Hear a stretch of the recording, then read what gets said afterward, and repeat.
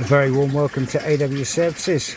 It's a bit of a tips video really for anybody that's in the window cleaning industry, pressure washing, anything where you're using water by volume.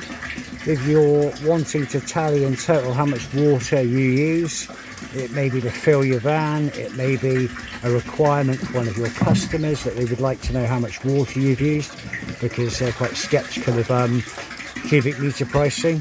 It's always handy to have a water meter available. I've been using this one now, Gardena, for some time. Very reliable, the battery life is fantastic in it. It does litres per minute, it does tally totals, flowing totals. Very good to really summarise your usage on water, irrespective of South West Water's imminent hosepipe ban tomorrow, 25th of April. But a very good piece of kit to use for measuring volume and quantity of water used. If that's something that you need, I thought I'd share this video, put it out there.